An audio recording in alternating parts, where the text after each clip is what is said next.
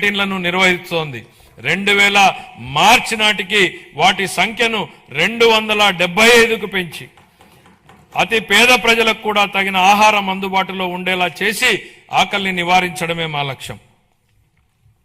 విశాఖపట్నం మరియు విజయవాడ వంటి ప్రధాన నగరాల్లో ఆధునిక మెట్రో రైలు వ్యవస్థలో ప్రయాణించే కల త్వరలో సాకారం కానుంది. ప్రధానమంత్రి ఆవాస్ యోజన, ఎన్టీఆర్ నగర్స్ కింద ఆర్థికంగా బలహీన వర్గాలకు చెందిన కుటుంబాలకు 25 లక్షల గృహ పట్టాలు, ఇళ్లను అందించి సొంత ఇంటి కలను నెరవేర్చడమే మా ప్రభుత్వ లక్ష్యం. అమరావతి ప్రజల రాజధాని. మా ప్రజల రాజధాని అమరావతి అభివృద్ధికి మద్దతు అందించిన గౌరవ ప్రధానమంత్రి శ్రీ నరేంద్ర మోడీ గారికి హృదయపూర్వక కృతజ్ఞతలు.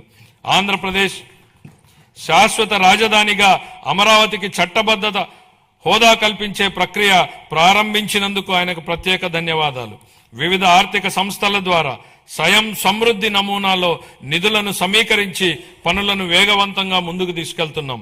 57,868 కోట్ల విలువైన 97 పనులకు పరిపాలనా అనుమతులు జారీ చేశాం.